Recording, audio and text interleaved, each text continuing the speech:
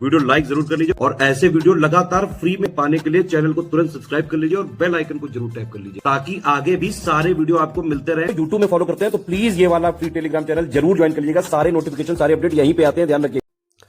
नमस्कार साथियों, स्वागत है आप सभी का स्टडी फॉर सिविल सर्विसेज में। ये क्लास है हमारी आरओ के लिए हिंदी के एक फुल लेंथ प्रैक्टिस सेट की। ये हिंदी का फुल लेंथ टेस्ट है जिसमें टोटल जो 60 सवाल आपके, जिस तरीके से पेपर में आपके 60 सवाल आएंगे वैसे ही यहाँ पर ये 60 सवाल का सेट आपको मिल रहा है।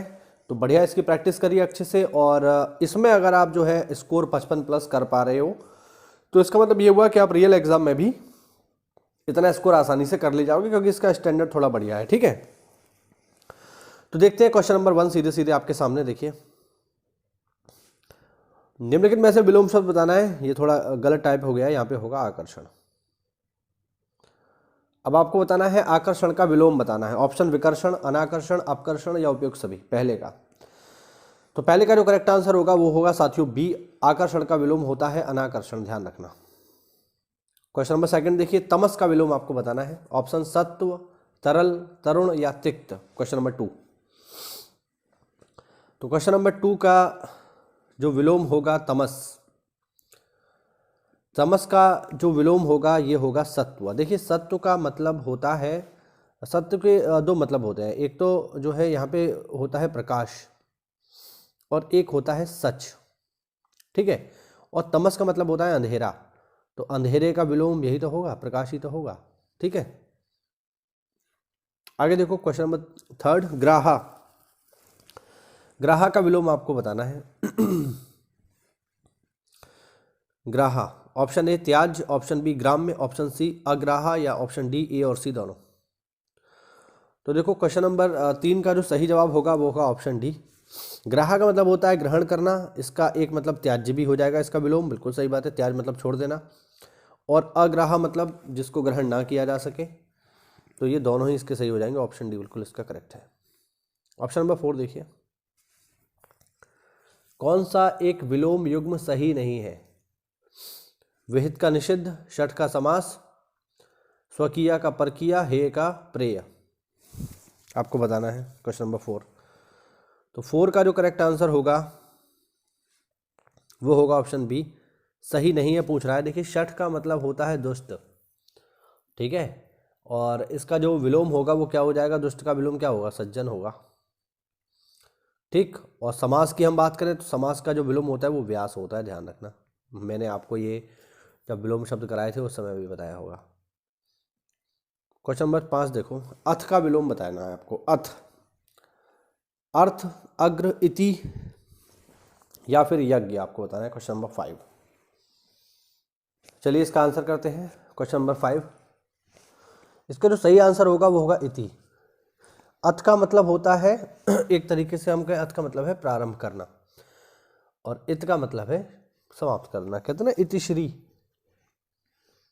6 देखिए, दीर्घायु का विलोम क्या होगा? दीर्घायु, ऑप्शन चिरायु, अल्पायु, नश्वर या क्षणिक। देखिए, दीर्घायु का मतलब होता है जिसकी आयु बहुत ज़्यादा हो उसे दीर्घायु कहेंगे। ठीक है, अब दीर्घायु जिसकी आयु लंबी हो और अल्पायु जिसकी आयु कम हो। तो 6 का जो करेक्ट आंसर हो जाएगा वो हो जाएगा ऑप्शन बी।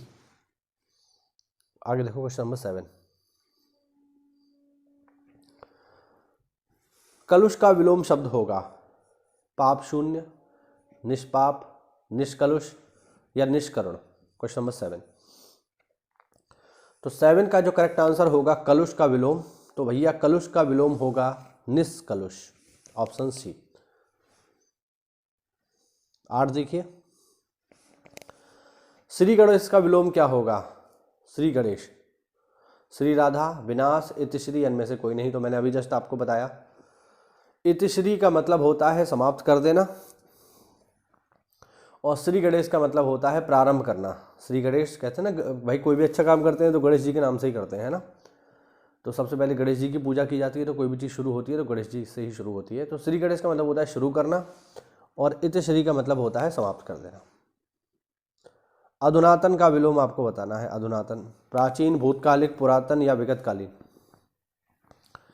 क्वेश्चन नंबर 9, तो 9 का जो करेक्ट आंसर होगा अधुनातन का मतलब होता है आधुनिक, नया। इसका विलोम क्या होगा? पुरातन, ऑप्शन सी। 10 देखो,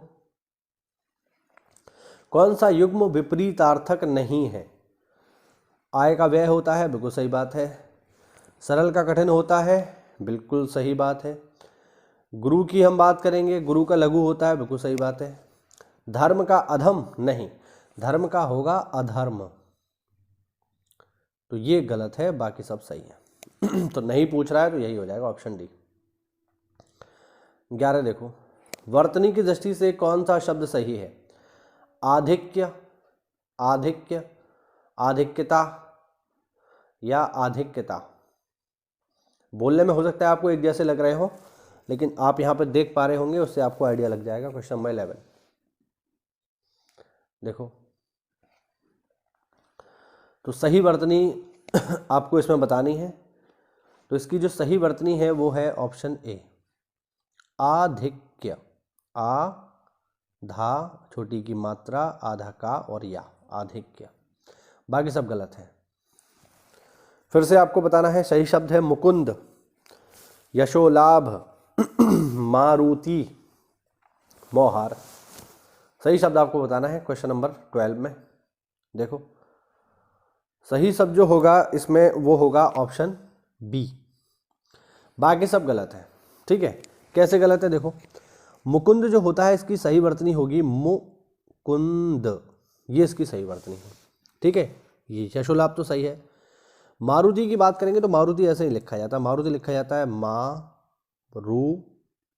छोटी की मात्रा। और मोहार की बात करेंगे तो मोहार कुछ नहीं होता, मुहार होता है, मुहार। ठीक है, याद रखना। आगे आ जाओ प्रश्न नंबर 13 पे। सही वर्तनी वाला शब्द कौन सा आपको बताना है? आयंदा, उच्चिष्ठ, इतवार या फिर बी और सी दोनों। प्रश्न नंबर 13। तो देखो, उच्चिष्ठ भी सही है और इतवार भी सही है, यानी बी और सी दोनों ही इसमें सही है। तो जो करेक्ट आंसर हो जाएगा वो हो जाएगा ऑप्शन डी। आगे देखो, किस विकल्प में सभी शब्द अशुद्ध हैं? सब गलत हैं, आपको वो बताना है। ठीक है, देखो, षोडशी, षडानन, श्रीयुत पहला ऑप्शन, बृहत्तर, भग्नि, भर्त्सना दूसरा ऑप्शन, प्रोज्वल, प्रलयंकर, प्रमाणिक तीसरा ऑप्शन, उदीप्त, उरु और उर्मी चौथा ऑप्शन। आपको बताना है जिसमें सभी अशुद्ध हैं, कोई भी शुद्ध नहीं है। तो इसका सही जवाब होगा ऑप्शन सी। ऑप्शन सी में सब गलत है। प्रोज्वल कुछ नहीं होता, सही है। सही जो शब्द होता है वो होता है प्रज्वल। प्र, दो जा बनेंगे, दोनों आधा बनेंगे, इसकी वर्तनी ध्यान रखना। ये हो गया प्रज्वल, इसमें दोनों जा आधे बनेंगे। फिर जो सही शब्द होगा ये लिखा है, ये भी गलत लिखा है, एक बिंदी का फर्क है बस, इसको इस तरीके से लिखा जाएगा, प्रलयंकर। ठीक है, ये बिंदी जो ला पे है यहाँ पे आएगी। और देखिए यहाँ पे लिखा है प्रामाणिक, प्रामाणिक कुछ नहीं होता, सही शब्द होता है प्रामाणिक, प्रामाणिक। तो इसमें सभी के सभी गलत हैं, तो ऑप्शन सी बिल्कुल सही हो जाएगा इसका। इनकी सही वर्तनी क्या है मैंने यहाँ लिख दी है, आप लोग देख लो। आगे बढ़ते हैं क्वेश्चन नंबर 15 पे। शुद्ध वर्तनी बतानी है सन्यासी की भैया, बहुत ही बेसिक और हम कहें बहुत ही इंपॉर्टेंट, और हर व्यक्ति लगभग इसको कर ही लेगा। सन्यासी की सही वर्तनी होती है सन, सन ऐसी तो लिखेंगे सन और फिर न्यासी। ठीक है, इसको इसी तरीके से लिखा जाएगा, ऐसे ही याद रखना, सन और फिर न्यासी। तो ऑप्शन डी। 16 देखो, कौन सा वाक्य अशुद्ध है? दंगे में गोलियों की बाढ़ हुई थी, वह रोज पौधों को सींचता है, बाढ़ से भुखमरी की समस्या उत्पन्न हो गई है, या डी वे सच्चे इंसान है। तो अशुद्ध वाक्य आपको बताना है यहाँ पे जो गलत है। देखो, वह रोज पौधों को सींचता है, बिल्कुल सही है, कोई दिक्कत नहीं। लेकिन अगर यहाँ पे ये कह देता वह रोज पौधों को पानी से सींचता है तो थोड़ा सा दिक्कत होती है। बाढ़ से भुखमरी की समस्या उत्पन्न हो गई है, सही है, सच्चा इंसान है, सही है। लेकिन दंगे में गोलियों की बाढ़ हुई, ये सही नहीं है। दंगे में गोलियों की बाढ़ नहीं हुई, बाढ़ शब्द नहीं आएगा, बल्कि यहाँ जो बाढ़ की जगह शब्द आएगा वो है बौछार। दंगों में गोलियों की बौछार हुई, सही शब्द बौछार होगा, बाढ़ नहीं होगा, तो यही गलत हो गया, यही हमें पहचानना है। क्वेश्चन नंबर 17 देखो, शुद्ध वाक्य का चयन करो, शुद्ध का। उन्हें अब शंका नहीं बची, उनकी शंका का समाधान हो गया, उनकी शंका का निस्तारण हो गया, उनकी शंका समाप्त हो गई। 17, प्रश्न नंबर 17 देखिए। तो देखो कुछ शब्द ऐसे होते हैं जो विशेष शब्दों के साथ ही इस्तेमाल होते हैं, जैसे याद रखेंगे शंका का हमेशा समाधान होता है, ठीक है, शंका का हमेशा समाधान होगा, शंका के साथ हमेशा समाधान शब्द ही इस्तेमाल होगा। तो इसके साथ आप निस्तारण या समाप्त हो गया ये सब नहीं लगाएंगे, इसको याद रखेंगे, इसके साथ हमेशा समाधान शब्द का ही इस्तेमाल होगा। आगे देखो क्वेश्चन नंबर 18। कुछ वाक्य दिए हैं, उनमें से एक वाक्य अशुद्ध है। हर एक खिलाड़ी मैदान पर पहुंच गए। पहला, सड़क पर बहुत भीड़ है, अध्ययन के लिए अच्छी पुस्तकें आवश्यक है, साहित्य और संस्कृति का गहरा संबंध है। गलत बताना है क्वेश्चन नंबर 18। तो गलत तो आप इसको पढ़ के ही अंदाजा आपको लग गया होगा। हर एक खिलाड़ी मैदान में पहुंच गए, ये गए ही गलत है ना। हर एक खिलाड़ी मैदान पर पहुंच गया। आगे देखिए क्वेश्चन नंबर 19। शरद काल के दोनों में चंद्रमा की शोभा देखने योग्य होती है। इनमें आपको शुद्ध वाक्य बताना है, कौन सा है शुद्ध, इसमें शुद्ध बताना है, 3 गलत है। शरद काल के दिनों में चंद्रमा की शोभा देखने योग्य होती है, दूसरा। तीसरा, शरद काल में चंद्रमा की शोभा देखने योग्य होती है, और चौथा, शरदकालीन दिनों में चंद्रमा की शोभा देखने योग्य होती है। देखो इस तरीके के सवालों में आपको एक चीज़ हमेशा ध्यान रखनी है, वो है ये कि अगर कहीं भी काल शब्द आ गया, जैसे शरद काल, जैसे प्रातः काल, तो काल अगर शब्द इस्तेमाल हो रहा है तो फिर आप उसमें समय, दिन यानी टाइम को रिप्रेजेंट करने वाली चीज़ इस्तेमाल नहीं करोगे। क्यों नहीं करोगे? इसलिए नहीं करोगे भाई क्योंकि काल का मतलब ही अपने आप में समय है ना। अगर हम यहाँ पर ये कह रहे हैं कि शरद काल के दिनों में, तो दिन भी तो समय को ही दिखा रहा है और काल भी समय को दिखा रहा है, तो फिर दो का क्या मतलब है। तो जहाँ कहीं भी काल आ जाए वहाँ पर आप फिर और समय को इंडिकेट करने वाली चीज़ इस्तेमाल नहीं करोगे। तो जहाँ कहीं भी शरद काल के दिनों में आ गया है, दिन में आ गया है, तो वहाँ पर गलत हो जाएगा। तो ये भी गलत हो जाएगा और डी भी गलत हो जाएगा। यहाँ पर भी शरदकालीन दिनों में हो गया, नहीं हो गया। सिंपल हमें ये रखना है कि शरद काल के समय, ठीक है, मतलब सॉरी शरद काल के समय क्यों, सिंपल हमें रखना है शरद काल में, क्योंकि समय, दिन, रात ये काल में सब ऑटोमेटिक ऑलरेडी शामिल है। तो हमें फिर अलग से दिन या रात या समय लगाने की ज़रूरत नहीं है। अगर हम यहाँ लिखेंगे शरद काल के समय में चंद्रमा की शोभा, तो फिर आपको या तो फिर काल लगाना है या समय लगाना है, दोनों चीज़ें लगाने की क्या ज़रूरत है। या तो फिर आप बोलो कि शरद के समय, इस तरीके से बोलो आप तो ठीक है फिर, या फिर आप बोलो केवल शरद काल, समय मत लगाओ। तो यहाँ पर जो सही होगा वो होगा ऑप्शन सी, शरद काल में चंद्रमा की शोभा देखने योग्य होती है। इस काल में तो जो है ये तो गलत ही लिखा है, दोनों का क्या मतलब है, यहाँ पे दोनों नहीं आएगा, दिन आएगा, तो दिन की जगह दोनों कर दिया तो ये भी गलत हो गया। ठीक है, बात समझ पा रहे हो कि नहीं। क्वेश्चन नंबर 20 देखो, अशुद्ध वाक्य आपको यहाँ बताना है, इनमें से कौन सा अशुद्ध है। अध्याय के लिए अच्छी पुस्तकें आवश्यक है, हर एक खिलाड़ी मैदान में पहुंच गए, साहित्य और संस्कृति का गहरा संबंध है, और डी, ए और बी दोनों। तो अशुद्ध वाक्य हमें बताना है, तो देखो पहला भी अशुद्ध है, ये अध्याय गलत लिखा है, और हर एक खिलाड़ी मैदान में पहुंच गए ये भी गलत है। तो ए और बी दोनों हो जाएगा, ऑप्शन डी इसका करेक्ट है। ये भी गलत है, ये भी गलत है, अध्याय की वर्तनी गलत है, और पहुंच गए नहीं होंगे, पहुंच गया। 21 देखो, वह स्त्री जिसका पति विदेश गया हो, वाक्य के लिए एक शब्द। 21, चलिए, वह स्त्री जिसका पति विदेश गया हो, उसके लिए जो शब्द होता है वो होता है साथियों प्रोषित पतिका, जिसका पति विदेश गया हो। ठीक है, एक यहां पर शब्द और है नवोड़ा। ठीक, नवोड़ा का मतलब होता है नई दुल्हन। ठीक है, आगत पतिका का मतलब होता है जिसका पति आने को हो। और आप लोग कमेंट करके बताओ कि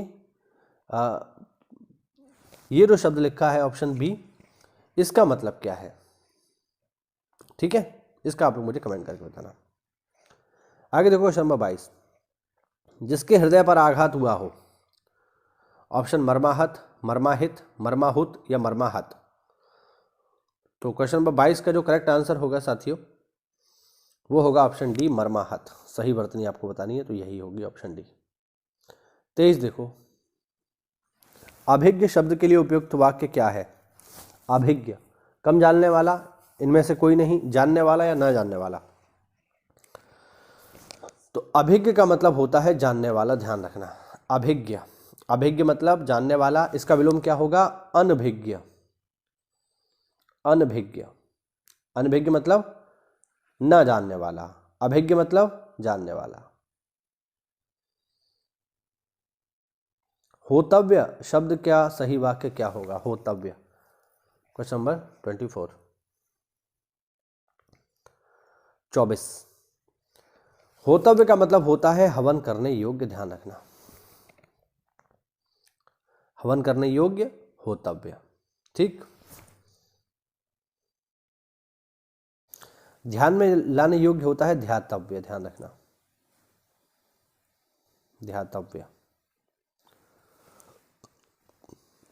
किसी काम में दूसरे से आगे बढ़ जाने की इच्छा, इसके लिए सही शब्द कौन सा होगा? ऑप्शन ए है स्पर्धा, ऑप्शन बी स्थावर, ऑप्शन सी स्त्रैण, ऑप्शन डी स्वाधीन। तो किसी काम में दूसरे से आगे बढ़ जाने की इच्छा के लिए जो सही शब्द होता है वो होता है साथियों स्पर्धा, ध्यान रखना। स्पर्धा यानी कंपटीशन। तो स्पर्धा का मतलब ये होता है कि जब आप किसी दूसरे से आगे बढ़ना चाहते हैं। आगे देखिए 26, प्रज्ञा चक्षु किसे कहा जाता है? ऑप्शन बुद्धिमान व्यक्ति को, मूर्ख आदमी को, तर्कशील व्यक्ति को या फिर अंधज्ञानी व्यक्ति को। प्रज्ञा चक्षु, प्रज्ञा चक्षु का मतलब होता है, देखिए यहाँ पे जो लिखा है ये थोड़ा सा गलती हो गई लिखने में। यहाँ पे लिखा है प्रजा, ये हो गया प्रज्ञा, ये प्रज्ञा ही होगा, ठीक है। इसको प्रज्ञा ही पढ़ना, ठीक है। देखिए प्रज्ञा चक्षु क्या, इसका अर्थ क्या हुआ? देखिए प्रज्ञा का मतलब होता है बुद्धि और चक्षु मतलब आंखें, यानी ऐसा व्यक्ति जो अपनी बुद्धि को इस्तेमाल करता है चीज़ों को देखने के लिए। तो जो आदमी हर चीज़ को बुद्धि से देखता है, अकल के साथ देखता है, तो वो आदमी जो है कैसा होगा? बुद्धिमान होगा? नहीं होगा। तो यही होता है, ठीक है, ध्यान रखना। 27 देखो, गौ शब्द के लिए सही वाक्य का चयन करिए। गौ, घास खाने वाला, चलने फिरने वाला, गौ करने वाला या धरती को उठाने वाला। तो गौ का जो सही शब्द होता है साथियों ये होता है ऑप्शन बी, यानी चलायमान। जो चलायमान होता है उसे कहा जाता है गौ, ये गाय वाला नहीं है, ध्यान रखना। सर्वज्ञ शब्द के लिए उपयुक्त वाक्य का चयन करिए। क्वेश्चन नंबर 28, सर्वज्ञ, जिसे सबके विषय में जानकारी हो, जो सब जगह व्याप्त हो, जो बहुत सी भाषाओं को जानता हो या जो सब जगह जाने वाला हो। तो सर्वज्ञ का मतलब होता है जिसे सभी विषय में जानकारी हो, उसे कहते हैं सर्वज्ञ। जंगल में लगने वाली आग को क्या कहते हैं? जठराग्नि, विरहाग्नि, बड़वा नल और दावा नल। तो 29 का जो करेक्ट आंसर हो जाएगा, जंगल में लगने वाली आग दावा नल, पानी में लगने वाली आग बड़वा नल, पेट में लगने वाली आग जठराग्नि, ठीक है। और विरह अग्नि का मतलब हो गया जब आप किसी की याद में जल रहे हों, है ना। तो मतलब आपने हिंदी मूवीज़ में गाने सुने होंगे तो वहाँ पे अक्सर करके इस्तेमाल होता है कि सारी रात में तेरी याद में जलता रहा, इस तरीके से, है ना। तो वो जो अग्नि है वो विरह की है, जब आप किसी से दूर हो जाते हैं। आगे देखो क्वेश्चन नंबर 30, जहां मुफ्त खाना मिलता हो वाक्य के लिए सही शब्द होगा। खुराक, लंगर, राशन या भंडार। तो भैया जहाँ पर मुफ्त खाना मिलता है वो सबको पता है, वो होता है लंगर। और लंगर कहाँ चलता है? गुरुद्वारे में चलता है। जीएस का एक छोटा सिंपल सवाल है, आप लोग कमेंट करके बताना कि लंगर व्यवस्था को सिखिज्म में किसने शुरू किया था। आगे देखिए, तद्भव शब्द कागा का तत्सम रूप क्या है? काकह, काक, कौवा या काग। कौवा नहीं मतलब कौवा। 31। तो तो ध्यान रखना, इसका जो सही शब्द होता है ये होता है काक। काकह तो संस्कृत शब्द हो गया, यहाँ पे जो है तत्सम पूछ रहा है तो काक का तत्सम होता है, मतलब काक अपने आप में तत्सम है, इसका तद्भव होता है कागा। छत्र का तद्भव शब्द आपको बताना है 32। 32 का जो करेक्ट आंसर है वो है छाता। छत्र मतलब छाता। 33 देखिए, गधा का तत्सम शब्द क्या होगा? गधा, गर्धभ, गधा, गर्ध या गदा। तो मैं समझता हूँ सबको इसका आंसर पता है। इसका सही शब्द होगा गर्धभ। इसकी वर्तनी ध्यान रखना भैया, गर्धभ ही है, ठीक है। हाँ, बहुत सारे लोग जो है जब इसको पेपर में रखता है एग्जामिनर तो इस तरीके से भी एक ऑप्शन दे देता है गर्धभ, फिर आपको पूछता है कौन सी वर्तनी सही है, तो ध्यान रखना। 34 देखो, सांस का तत्सम रूप क्या है? सांस, श्वास, श्वास, निश्वास या फिर हुसास। 34 का सही जवाब है ऑप्शन ए, श्वास। लवण का तद्भव रूप क्या होगा आपको बताना है 35। तो लवण का तद्भव रूप होगा नॉन, नमक। मतलब नॉन जो है इसका अर्थ नमक ही होता है, लेकिन नमक इसका तद्भव नहीं होगा। लवण की बात कर रहा है तो इसका तद्भव नॉन ही होगा। आगे आ जाओ 36। नेवला का तत्सम क्या होगा? नेवला, नकुल, नकुला या नवला। 36। तो नेवला का तत्सम होगा नकुल। नकुल जो है कैरेक्टर भी है महाभारत में। नकुल सहदेव 5 पांडवों में से 2 कैरेक्टर हैं। इनमें से कौन सा एक शब्द तद्भव नहीं है, मतलब सॉरी तत्सम नहीं है, आपको बताना है। अग्नि, घोटक, मोती या फिर घट। कौन सा शब्द तत्सम नहीं है? तत्सम नहीं है मतलब तद्भव पूछ रहा है। सही जवाब होगा मोती। कौन सा युग्म तत्सम तद्भव की दृष्टि से सही नहीं है? वचन का वैन, कपाट का कपड़ा, पुराण का पुराना, गंभीर का गहरा। 38। तो 38 का करेक्ट आंसर है बी, कपाट का कपड़ा सही नहीं है, ठीक है, याद रखना है ना। अगर हम ये देखें फिर कपाट का क्या मतलब होता है, तो देखो कपाट का मतलब होता है यहाँ पर किवाड़, है ना। कपाट का मतलब क्या है? किवाड़ है, ठीक। कपड़ा का जो यहाँ पे जो तत्सम होगा वो होगा करपट। ये भी आप लोग ध्यान रखना। 39 देखिए, पलंग का तत्सम रूप आपको बताना है। पलंग 39।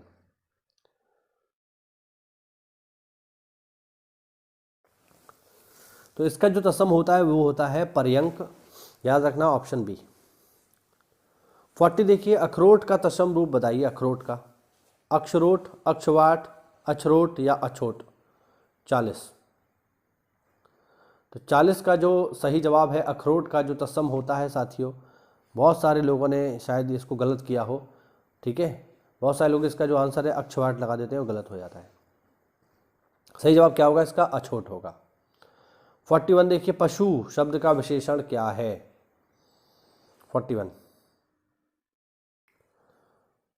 देखो, पशु का विशेषण होता है पाश्विक।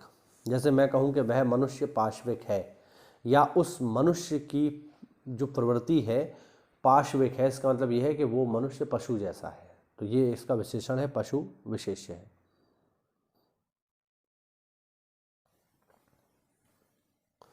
सार्वनामिक विशेषण किस वाक्य में है आपको बताना है। सार्वनामिक विशेषण, राम को कुछ खाने के लिए दे दो, विवेक बहुत होशियार छात्र है, वह गीत गा रही थी, राम 1 किलो दूध पी गया। ये आपको बताना है। 42। तो सार्वनामिक विशेषण क्या है भाई? ऐसा विशेषण जिसमें सर्वनाम हो और किसी विशेष चीज की तरफ जो है इंडिकेट कर रहा हो, किसी की विशेषता बता रहा हो। तो सर्वनाम क्या होते हैं? क्या राम एक सर्वनाम है? नहीं, ये तो संज्ञा है। यहां पर भी आया विवेक, ये भी एक संज्ञा है, राम भी एक संज्ञा है, लेकिन वह है, यह है, वह है, वे, ये सब क्या है? ये सब सर्वनाम है। वे शब्द जो संज्ञा के स्थान पर प्रयुक्त होते हैं।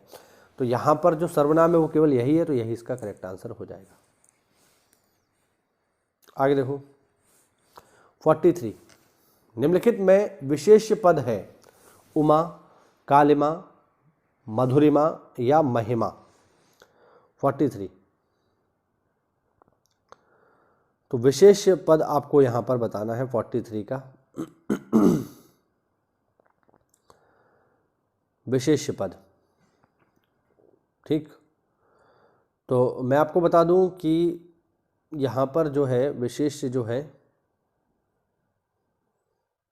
यार मेरे को तो इसमें सभी विशेष्य लग रहे हैं, महिमा, मधुरिमा, उमा, कालिमा, विशेष्य पूछ रहा है ना, तो यार मेरे हिसाब से तो सभी विशेष्य हैं ये।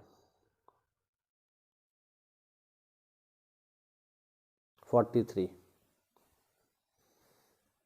उमा, लेकिन हाँ ये है, इसका आंसर जो है हम उमा इसलिए दे सकते हैं क्योंकि उमा किसी का नाम है, और नाम क्या है, संज्ञा है, ठीक। तो मेरे हिसाब से फिर इसका ए कर दो।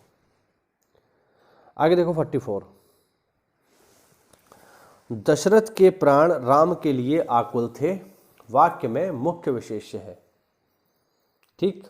दशरथ, राम, प्राण और आकुल, तो मुख्य विशेष्य पूछ रहा है यहाँ पे, मुख्य जिसकी मेन बात चल रही है, तो विशेष्य इसमें पूछ रहा है, तो भैया विशेष्य होगा प्राण। प्राण किसके, दशरथ के, ठीक है। तो ऑप्शन सी इसका बिल्कुल करेक्ट आंसर होगा, मुख्य विशेष्य प्राण है। 45 देखो, किस वाक्य में गलत विशेषण प्रयुक्त हुआ है। कविता परिश्रमी युवती है, प्रबुद्ध जनों से हमारी अपेक्षाएं हैं, यही सरकारी महिलाओं का आश्रय स्थल है, वह अच्छा आदमी था लेकिन काम ना आया। 45 आपको बताना है। 45 देखो, गलत विशेषण इस्तेमाल हुआ है। देखो इसका सही जवाब होगा ऑप्शन सी, यही सरकारी महिलाओं का आश्रय स्थल है, ये नहीं होगा। ये वाक्य कुछ ऐसा ही है कि मैं यहाँ पे, मैंने पहले भी आपको बताया है कि एक गुलाब के फूल की माला, अगर कोई ये लिख रहा है कि एक गुलाब के फूल की माला दे दो, तो ये स्टेटमेंट गलत है। इसलिए गलत है क्योंकि एक गुलाब के फूल की माला नहीं होगी, बल्कि सही वाक्य होगा गुलाब के फूल की एक माला। वैसे यहाँ पर है, यहाँ पे क्या लिखा है कि यही सरकारी महिलाओं का आश्रय स्थल है, ये स्टेटमेंट गलत है। इसका मतलब ये हो गया कि ये जो आश्रय स्थल है इसमें केवल सरकारी महिलाएं आएंगी, तो ये थोड़ी कहना चाह रहा है। वो कहना चाह रहा है कि यह सरकारी आश्रय स्थल है महिलाओं के लिए, या फिर यह महिलाओं का सरकारी आश्रय स्थल है। तो बस थोड़ा सा आगे पीछे हो जाएगा, फिर ये स्टेटमेंट या सेंटेंस करेक्ट हो जाएगा, लेकिन अभी ये स्टेटमेंट गलत है, तो यही इसका सही जवाब है। 46 देखिए, निम्न शब्दों में से एक विशेषण नहीं है, आपसे पूछ रहा है। 46 तो नहीं है, भव्य है, भव्य राम मंदिर, तो मंदिर की विशेषता भव्य। सर्व, राम सर्वव्यापी हैं। श्रव्य, यह गाना श्रव्य तरंगों से बना है, तो ये विशेषता हो गई। लेकिन गर्व, गर्व अपने आप में विशेषण नहीं है, ये विशेष्य है, ध्यान रखना। इसका विशेषण क्या होगा, गर्वीला या फिर गर्वित, इसका विशेषण होगा, ठीक। 47 देखिए, निम्नलिखित शब्दों में से विशेष्य कौन है, ये आपको बताना है। विशेष्य अजय, अजित, आराध्य या आश्रित। विशेष्य 47, तो विशेष्य कौन है, ये है अजय। अजय किसी का नाम है, नाम होती है संज्ञा, ठीक है, और संज्ञा क्या होती है, विशेष्य होती है। अजित, आराध्य, आश्रित, ये सब क्या है, ये सब विशेषण है। यही तो पूछ रहा है, विशेष्य तो संज्ञा है, तो विशेष्य है। 48 देखो, इन शब्दों में से विशेष्य कौन है, आकाशीय, आकाश, आराध्य या आश्रित। 48 का करेक्ट आंसर होगा आकाश, क्योंकि मैं पहले ही बता चुका हूँ आकाश क्या है, नाम है किसी वस्तु का। भाई आकाश को भी तो अब नाम ही तो है ये, और नाम है तो फिर जो है विशेष्य होगा, संज्ञा है। इनमें से कौन सा शब्द गुणवाचक विशेषण नहीं है जो किसी की विशेषता नहीं बता रहा है? जैसे भयभीत, निर्भीक, भीरू या भव। 49, तो 49 का जो है ये है भव, गुणवाचक विशेषण नहीं है। भव का जो अर्थ होता है ये है संसार, तो संसार कोई गुणवाचक विशेषण नहीं है, याद रखना, संज्ञा है। कुत्सित में कौन सा विशेषण है ये आपको बताना है। कुत्सित परिमाणवाचक, गुणवाचक, संख्यावाचक या सार्वनामिक? तो कुत्सित मतलब बुरा, और बुरा, अच्छा, ये सब क्या होती हैं? गुण होते हैं लोगों के, इसलिए सही जवाब होगा गुणवाचक, ऑप्शन बी। आगे देखो 51, कौन सा रात्रि का पर्यायवाची नहीं है? निशी, समीर, रजनी या विभावरी? सही जवाब होगा समीर। समीर जो है ये रात्रि का पर्यायवाची नहीं है, ये तो हवा का पर्यायवाची है, तो ऑप्शन बी इज करेक्ट 51 का। 52 देखिए, कुशाग्र बुद्धि का पर्यायवाची क्या है? कुशाग्र, जल्दबाज, त्वरित बुद्धि, घातक बुद्धि या तीव्र बुद्धि? तो देखिए कुशाग्र का मतलब होता है जो तेज हो, जिसकी बुद्धि बहुत तेज हो, उसे हम बोलते हैं कुशाग्र, और बुद्धि लगाए तो फिर तेज के लिए सेंस में आएगा। सही जवाब डी, तीव्र बुद्धि, तेज बुद्धि का आदमी। 53 देखिए, कमल का पर्यायवाची शब्द आपको बताना है, क्या है? पयोद, वारिद, ताम्ररस या पुंडरीक? 53 का जो सही शब्द है वो है पुंडरीक, है ना। आपने जो है संस्कृत में सुना होगा, है ना, जैसे क्या आता है, जो गणेश जी की जो है जो शादियों में चलता है, अभी कार्ड पे लिखा रहता है, मुझे भी याद था, मैं भूल गया यार, है ना, जो गणेश जी के लिए लिखा रहता है, तो उसमें लिखा रहता है पुंडरीकाक्षम मंगलाय तनोहरि, इस तरीके से होता है ना, सर्वमंगल मांगल्ये शिवे सर्वार्थ साधके, इस तरीके से कार्ड पे अक्सर करके लिखा होता है, मैं भूल रहा हूँ, उसमें एंड में लाइन आती है पुंडरीकाक्षम मंगलाय तनोहरि, तो पुंडरीक मतलब ये कमल ही होता है, याद रखना। अच्छा, बाकी जो है पयोद है, वारिद है या ताम्ररस है, ये सब बादल के पर्यायवाची हैं, याद रखना। दा मतलब जल देने वाला, ठीक है। अगर आप किसी भी शब्द के पीछे दा देखो, मतलब ऐसा नहीं है कि हर बार, लेकिन हाँ मोस्टली शब्दों में जो बादल के पर्यायवाची होते हैं उनके पीछे अक्सर करके दा मिलेगा, वारिद, जलद, ठीक है, पयोद, ठीक। तो दा मतलब देने वाला, और जल कौन देता है? जल देता है साथियों हमेशा बादल, तो अगर दा लग रहा है तो बादल कर देना, ठीक है। और अगर धा लग जाए, धा, तो धा का मतलब होता है धारण करना, और धारण कौन करता है जल को? हमेशा समुद्र करता है। तो अगर हम कहेंगे जलधि तो बादल हो गया, और हमने कहा जलधि तो फिर समुद्र हो गया। तो ये हल्का सा अंतर है, इस अंतर को आप लोग याद रखिएगा, ठीक है। आगे देखो 54, आकाश का पर्यायवाची नहीं है, ये पूछ रहा है। अवनी, गगन, अंबर और नभ? सही जवाब होगा अवनी, क्योंकि अवनी आकाश का पर्यायवाची नहीं है बल्कि पृथ्वी का पर्यायवाची है, याद रखना, ठीक। आगे देखो 55, हिरण्यगर्भ का पर्यायवाची शब्द है। हिरण्यगर्भ, तो भैया याद रखना, हिरण्यगर्भ जो शब्द है ये पर्यायवाची शब्द है किसका? ये पर्यायवाची शब्द है ब्रह्मा का, ठीक है। हिरण्यगर्भ जो है ये ब्रह्मा का पर्यायवाची है।